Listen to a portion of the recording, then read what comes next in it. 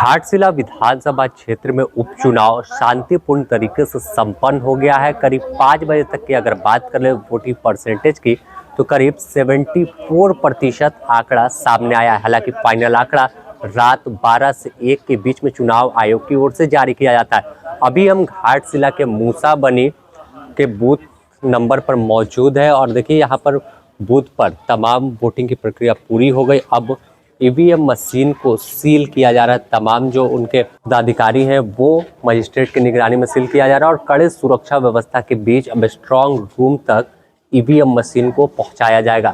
अगर बात पूरे घाटशिला की कर ले तो 300 मतदान केंद्र बनाए गए थे और तमाम मतदान केंद्रों पर तमाम मतदाताओं में उत्साह देखा गया। खासकर जब 94 नंबर बूथ पर हम पहुंचे थे बासडेरा में तो वहां आज़ादी के बाद पहली बार मतदान हुआ और उस बूथ पर भी बम्पर वोटिंग देखी गई।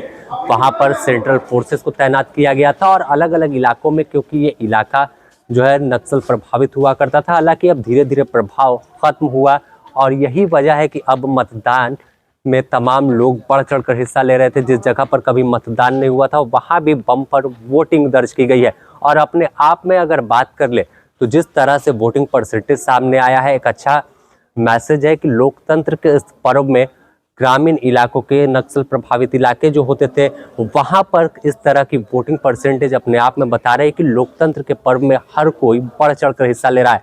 हमने दिन भर में कई बूथों का भ्रमण किया, तमाम बूथों पर घूमे, वहां से तस्वीर काफी सुखद आ रही थी, क्योंकि लोकतंत्र में जब अगर मतदाता लाइन लगते हैं, बुजुर्ग मतदाता हो, युवाओं में उत्साह देखा गया और तमाम अपने अपने मुद्दे पर मतदान करने के लिए मतदान सेंटर पहुंचे थे।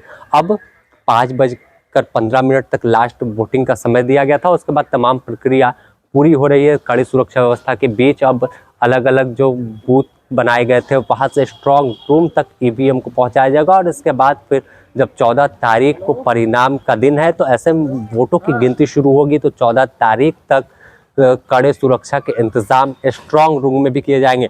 वहीं तमाम बूथों की अगर बात कर ले तो वेब कास्टिंग के जरिए निगरानी की जा रही थी और हर बूथ पर सुरक्षा व्यवस्था से लेकर मतदाता जब पहुंचते हैं तो उन्हें कोई असुविधा ना हो, इसका भी पूरा ख्याल रखा जा रहा था। चाहे अगर किसी का बूथ दूर है तो वहां से बूथ तक पहुंचाने को लेकर विशेष वाहन की व्यवस्था की गई। मतदान केंद्र पर जब मतदाता पहुंचते हैं तो उन्हें पानी की व्यवस्था और उसके बाद फिर वोट अपना कास्ट कर रहे थे।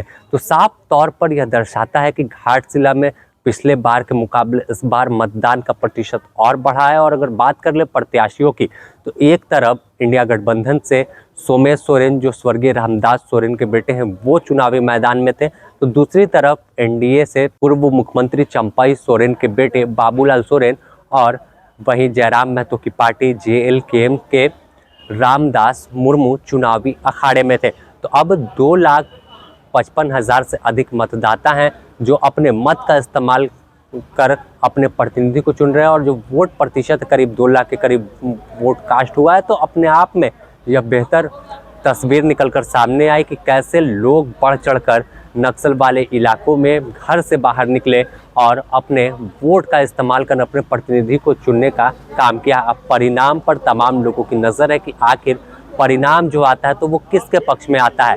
क्या वोट प्रतिशत बढ़ा तो इसके पीछे की वजह क्या है? क्या जो सहानुभूति वोट है उसमें तमाम लोग घर से बाहर निकले या फिर कुछ और जो बदलाव है उसको लेकर कर रहे हैं? तो तमाम चीज़ों पर नज़र है और अब चर्चा हर तरफ यही होनी शुरू होगी इसके बाद कि कौन जीत रहा है, कौन हार रहा है। तमाम नेता और प्रत्याशी अपने अपने समीकरण बैठाने में लगेंगे कि आखिर किस इलाके से उन्हें कितना वोट मिला, किस इलाके में उनका कैसा परफॉर्मेंस रहा। हालांकि जब ईवीएम मशीन स्ट्रांग रूम में 14 तारीख को गिनती शुरू होगी तो उसके बाद तस्वीर साफ होगी और तमाम चर्चा और तमाम दावों पर विराम लगेगा और जनता ने किसे जीत का सेहरा पहनाया है, किसे शिखर तक पहुंचाया और किसे झारखंड विधानसभा तक की सीढ़ी जो थी उस पर चढ़ा दिया, या 14 तारीख को तय हो जाएगा। तो द न्यूज़ पोस्ट लगातार चुनाव के अपडेट, चुनाव की कवरेज दिखा रहा है कि कैसा उत्साह ग्रामीणों में था, कैसे मतदाता बढ़ चढ़ कर हिस्सा ले रहे थे, कैसे बुजुर्ग मतदाता व्हील चेयर पर खुद मतदान सेंटर तक पहुंचते हैं और वहां पर सुरक्षाकर्मी किस तरह से उन्हें एक सहारा देते हुए मतदान केंद्र तक ले जाते हैं। तो यह तमाम सुखद तस्वीर निकली और अब आपको परिणाम की भी सबसे सटीक और पहले अपडेट 14 तारीख को हम देंगे। झारखंड के घाटशिला के साथ साथ अगर बिहार की बात कर ले तो बिहार के भी चुनाव परिणाम 14 तारीख को आने हैं। तो इससे जुड़ी हर अपडेट द न्यूज़ पोस्ट आपको सबसे पहले और सबसे आगे उपलब्ध कराएगा। अपने सहयोगी संतोष के साथ Sameer, the news post, Ghatshila.